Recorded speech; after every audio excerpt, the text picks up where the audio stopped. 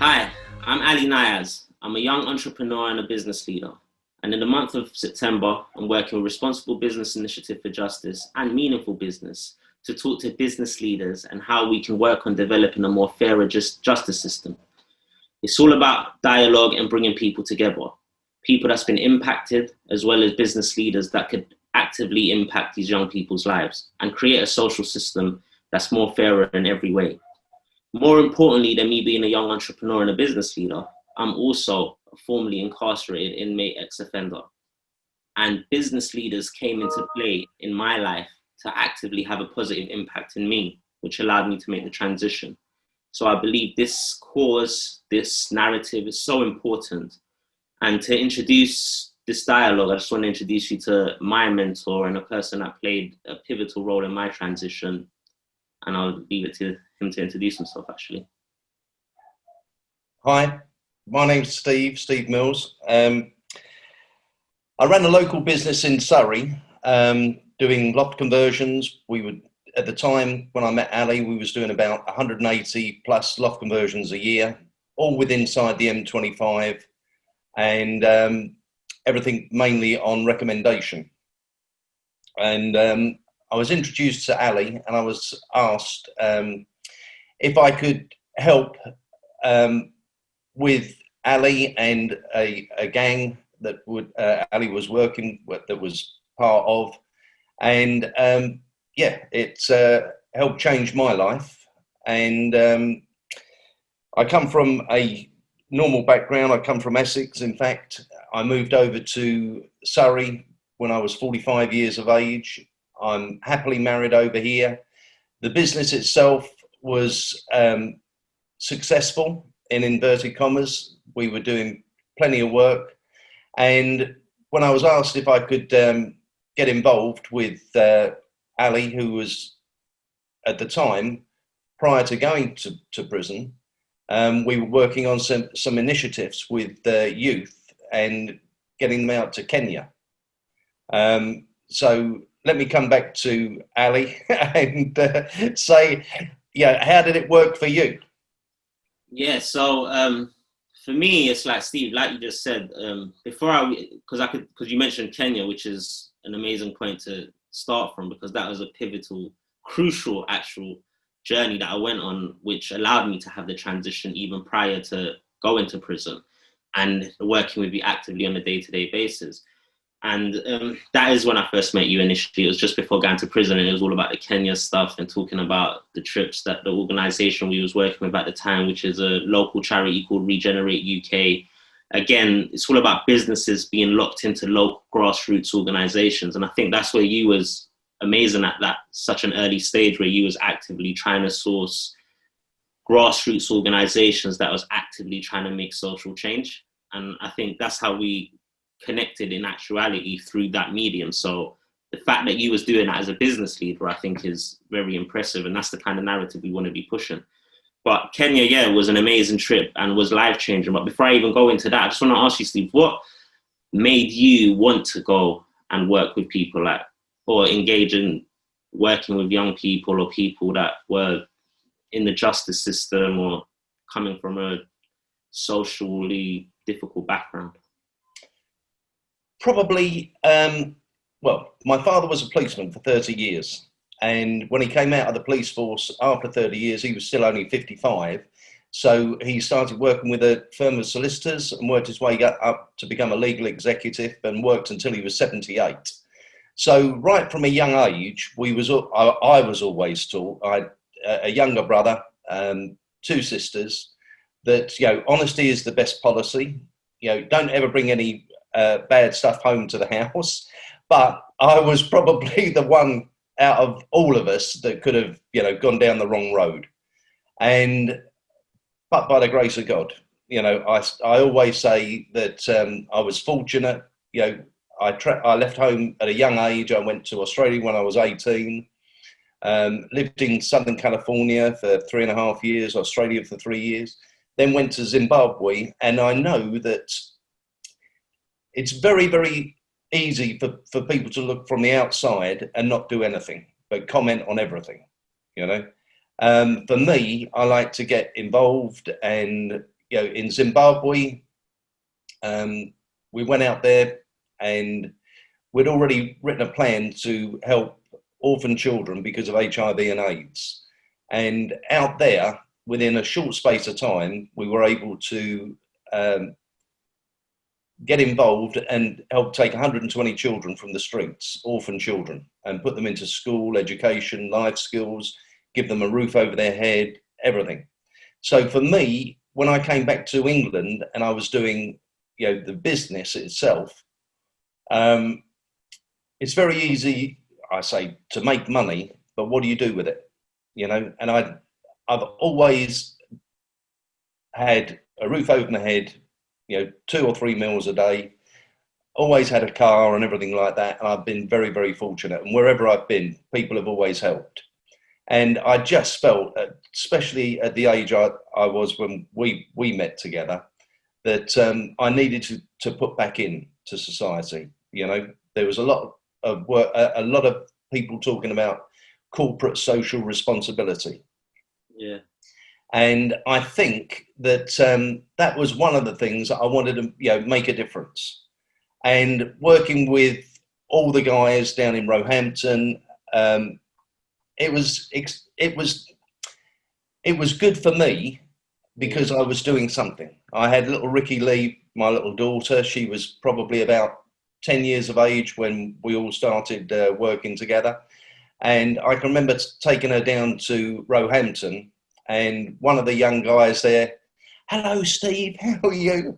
And this was a young guy who was like 16, 17 years of age, and he had a scar from here to his ear, where he'd been glassed. Yeah. Another guy that we met that same day had been shot. Now, Ricky Lee, to me, was now being opened up to see, you can go down one road, which is good, or you can go down another road, which is bad. And Ricky Lee is now 24 years of age. She was at school and became head girl. And all the experiences that she's had, I think, have been, positive in every area. And I mean, she looks on you like the big brother. And that would never have happened unless, I'd been working with you.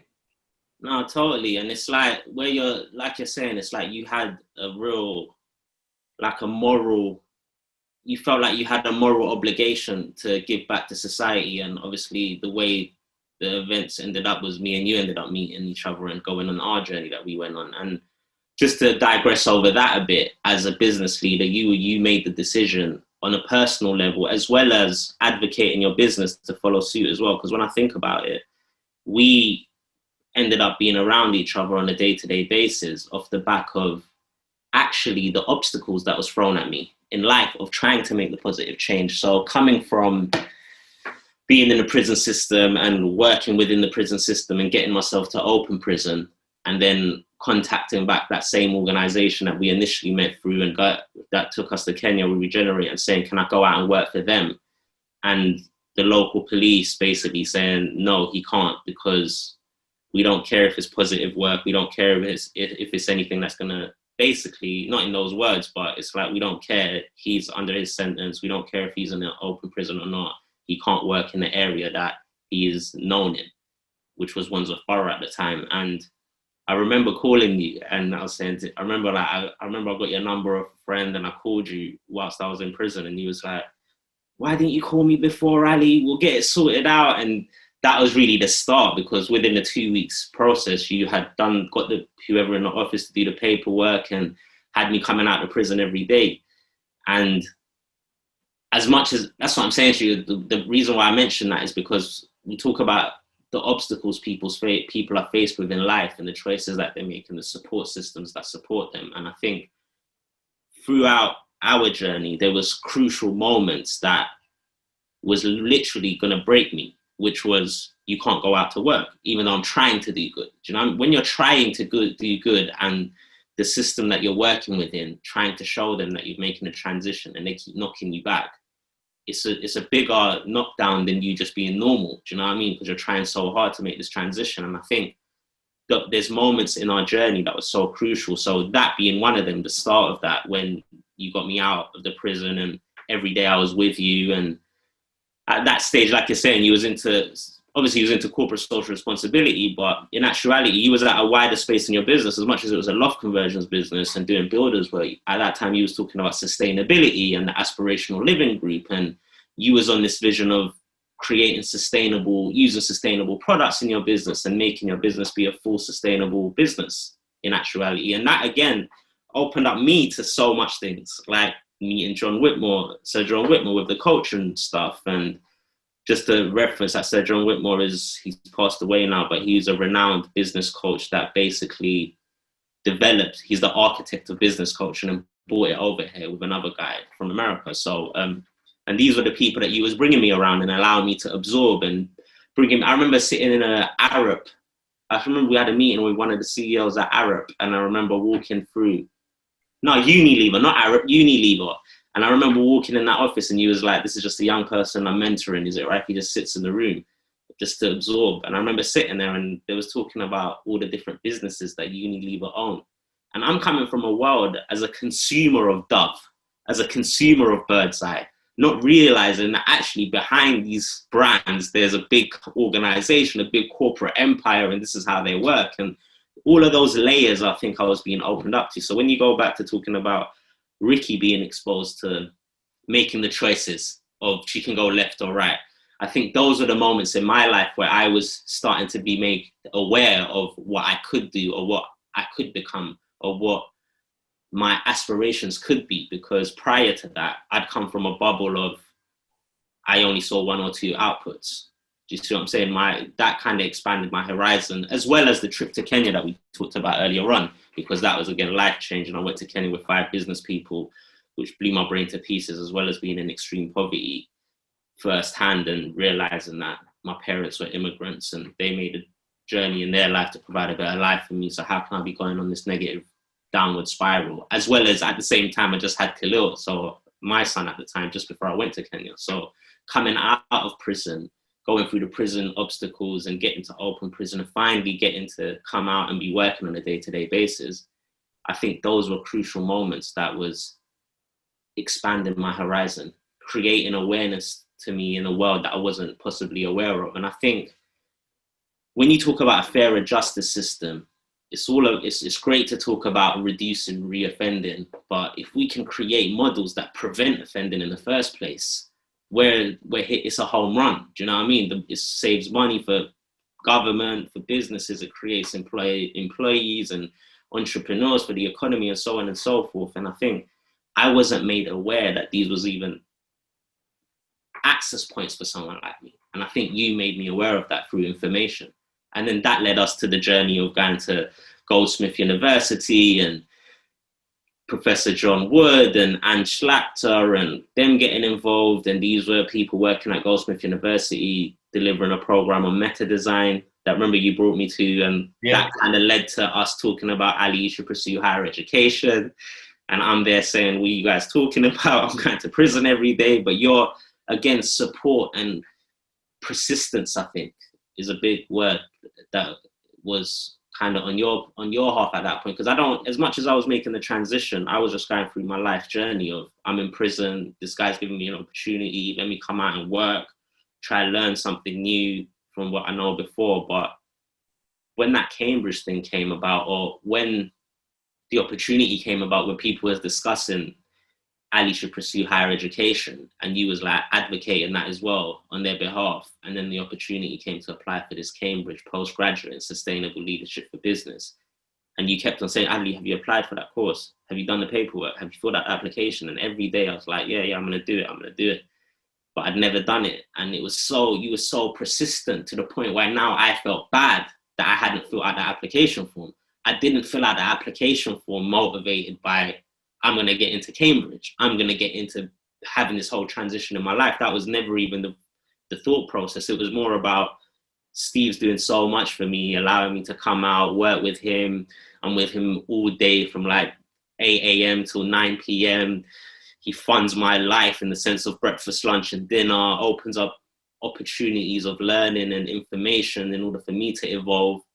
And he keeps on saying to me, fill out this paperwork for this application form. And I feel like I'm letting him down, not filling it out. It was never the motivation of, I could actually get into Cambridge, you know what I mean? So that's what, again, going back to support and persistence and believing in something before you even believe in it yourself. And I think that's crucial when it comes to the type of structure you need in order to make a positive transition, coming from maybe an environment that I grew up around. And that's not necessarily saying my home environment was negative, but I'm talking about the environment of working class poverty, living in a council housing estate, always wanting to aspire for material things that you don't have the access to, or the financial gain to even understand how to gain finances to get that in a correct way, because you're only made aware of one or two things, whether that's selling drugs or committing crime or sports. Do you know what I mean? The sports or entertainment industry, that's what you think growing up in the world that I grew up around.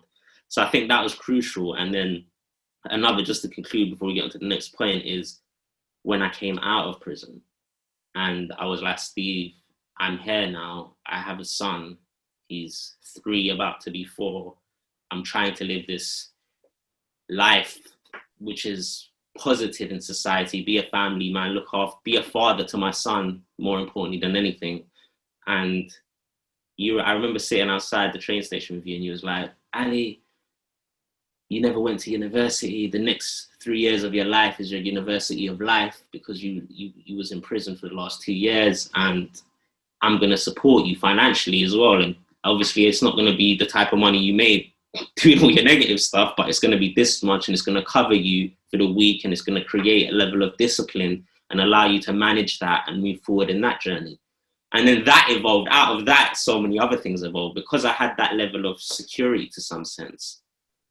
That kind of allowed me to focus on what I was doing with you, which led to, I think I'd let you talk about it. It's like the Austria stuff, the everything, do you know what I mean, that we went on after that, the gift wrap business, the Aspire to be Great business, and do you know what I mean?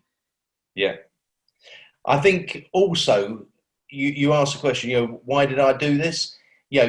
My background, I was dyslexic as a kid. I had ADHD. I'd be at school at 7:30 in the morning, putting all the milk out and everything like that.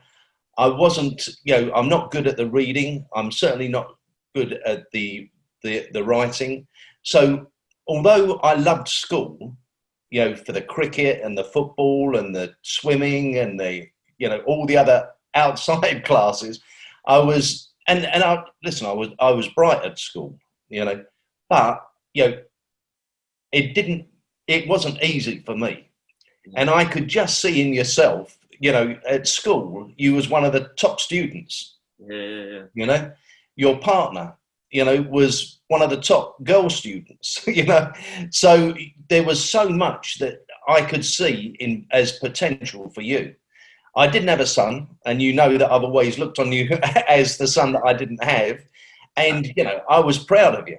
I was proud that you went down the wrong road. I was proud that you took it on the chin when you went to prison. And even in prison, you excelled in everything that you did.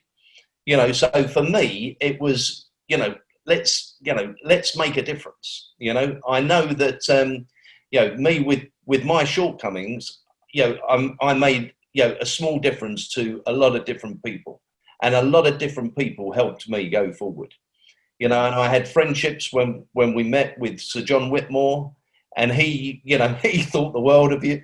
Everybody that I introduced you to, my father-in-law would have said that he was racist. My auntie would have said she was racist. Man, they weren't racist. They had never been exposed to, African people. They'd never been exposed to Asian people. They'd never been exposed to, and this really is, part of the problem. I can remember when you went to our little school down the road here, and spoke to all the children there. I mean, you changed so many people's lives just by speaking at a school. So you're right. I get, and I'd like you just said, it's about that small stuff that.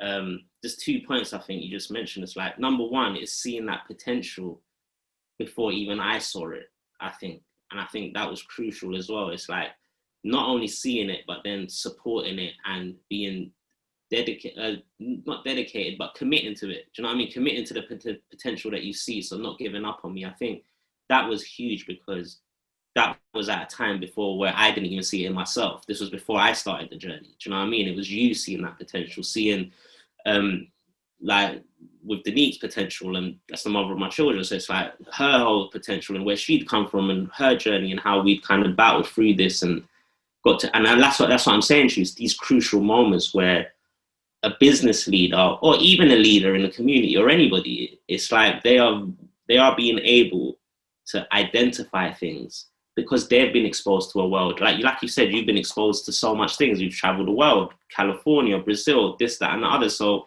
you've been made aware of a lot more than I had at that point in my life. So it was easier for you to be able to see the potential than me because you knew where it could get to, where I wasn't aware of where it could get to even envision or aspire to what that potential could be. I couldn't even fathom that.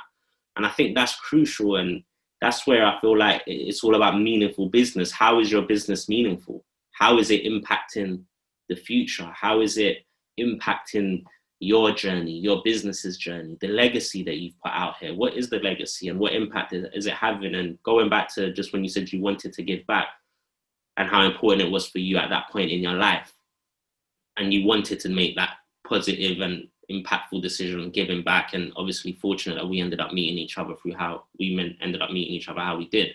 But then we go back to even like when you said about the small points where all the small people that you've helped, and it's like, you helped me and you was crucial to my journey. And just to quickly round off, 5 seconds of breaking down my journey. So my journey is literally coming out of prison, getting a scholarship to do sustainable leadership in business, a postgraduate program at Cambridge. I was at Madingley College. I went on to complete that to then become a qualified business and life coach with NLP, can trade in 32 countries in the world. Beyond that, I ended up setting up Aspire to Be Great, which we kind of developed in the sense of I was talking to you. I was like, what type of program should we call it? And you was like, choices, Ali. It's all about everybody has a choice to do right or wrong. And in the environment that you're in, it might push you to do the wrong choice. But at the end of the day, you as an individual have that choice. You can't let that power be taken from you. And obviously we went on with the Choices program, and that again was fun. Like I worked with so many ex-offenders and people that was so hard to reach in the local community and going down a negative spiral in their life, and having that positive impact on them, and then going to speak at the school engagements and so on and so forth, and setting up Gift Wrapped, where I set up Gift Wrapped. Obviously my passion is music, so Steve said to me one day, it's my daughter's wedding, I want to say something, but I want it to be a bit poetic, a bit rhyme format, rather than the boring speech that everybody says at the father says at their daughter's wedding. And I remember I wrote something and I sent it to you, and then you said it at the wedding, at Melissa's wedding, and it was like you phoned me back saying everybody was crying, it was amazing, Ali, this is your business. And off the back of that, I ended up setting up Gift Wrapped, which has then evolved into me going to do gift wraps for people like the Austria, the Hauser family, the Kitzbühel Country Club, sitting with seeing the Klitschko brothers coming to breakfast and stuff, doing it for the Jane Goodall stuff, like with Jane Goodall's foundation, and going to meet Sean Penn and working with his charity and doing that stuff over there. And all of that came out of the journey of Gift Wrapped, and then also the stuff that you was doing in business and searching and sourcing sustainable products for your business and evolving your business model. And it was like both of us was connected in sync, but growing on our journey, using the resources that's available to us, but we was both growing in our different ways, if you know what I mean. So you was growing in developing the business model and getting to more of a sustainable business and evolving the business, while I'm just evolving as a human being and being exposed to so much. And I think being a business leader that saw the potential and invested in that was the output of that. Because if you look at it today, it's like 10 years later, I came out of prison 2010. We're in 2020, we've just had a pandemic. 10 years later, what have I done? I've gone and set up Feel Good Bakery, which when I kind of left the day-to-day run-ins, we fed 15,000 children. For every sandwich we sell, we provide a meal for a child in need. And it's 360 going back to when you went to Harare in Zimbabwe and fed all those orphans. And it's like, even though you're not physically doing that no more, It's the impact that you've had on people's lives that's allowed that journey to kind of carry on. The legacy would always carry on. And that's a small business person in Surrey doing that. Do you know what I mean? So it's like, imagine the impact a corporation could have. But one thing that I do know is that, you know, whether you're a small business, a medium-sized business, a large corporation, you know, we can all do so much for those people that have spent time in prison or have gone down the wrong road and they don't know the right roads to go on. I think that schooling, you know, if somebody has been in prison and they can even go into schools and talk about, you know, there's different things, different paths that you can take. There's the right path or the wrong path. If you go down the right path, you know, things are good. You know, outcomes can be good. There is hope and a future. We can achieve our dreams. You know, sometimes at school, you know, we're doing the academic work, but we're not really being taught about life. Yeah. We're not being taught about how to treat one another, how to be kind, how to be gentle, how to be truthful, how to go to the next stage. You know, they're all positive things. Yeah, I think that, you know, when I think of the journey that we had, even when we was with Sean Penn, his do, I mean, there was 30 people there. And who did he spend all of his time with? Yeah. With you and myself.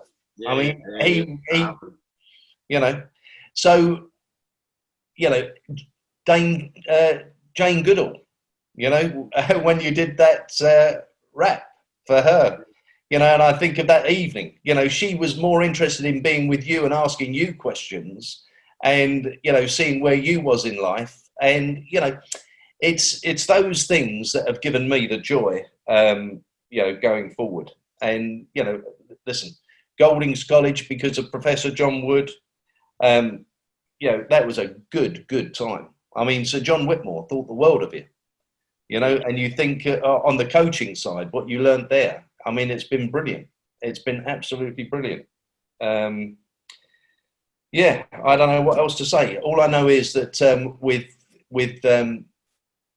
business, there's so much that businesses can do. I can remember being at a venue in Surrey where we was invited by the sheriff of Surrey to that was for businesses that were working with ex-offenders. And Sainsbury's, they had a lady there and her life had changed. She'd come out of prison. She may have been a re-offender. She'd come out of prison and Sainsbury's gave her an opportunity. And she was in tears, you know, when she was saying how much she loved working for Sainsbury's, you know, and that was just as, you know, she started off as a, you know, person that put the food in the bags. Yeah. But it had, you know, Sainsbury's had given her a chance, given her an opportunity. How many business leaders can give, you know, young people, older people an opportunity, give them hope? We'll leave it there, but just to add to that, I was talking about, in the midst of my bit, I was talking about the fact that I'm on a panel with Meaningful Business at the end of the month, just discussing this a bit more with business leaders and people involved in different spaces and how we can create a fairer justice system. So if anybody wants to sign up to that, there's a link at the bottom of this video, and check out anything else that we're involved with, like Responsible Business Initiative for Justice. I'm heavily working with them. I'm also Meaningful Business and the work that we can collectively do, myself, yourself, Steve, anything that we're doing, and how to impact positive change and get involved on building more meaningful businesses, and not necessarily us building those businesses, but pushing that narrative out so businesses are implicating those narratives within their workspace and in everything they're doing. But yeah, man, it's been incredible, Steve. I appreciate it. I appreciate the time. I appreciate the journey. I appreciate the last 12 years. And hopefully we've got another decade of greatness waiting for us. From your lips to God's ears. And if anybody needs any encouragement, just do it. You know, with Responsible Business, you know, I'm blown away with what they're trying to do. And if there's anything that I can do to help motivate anyone getting into making a difference with people that have come out of prison, that are going to prison, you know, I'm more than happy to lend a hand and do whatever I can do. Yeah, no, we appreciate you, Steve, always. Thank you.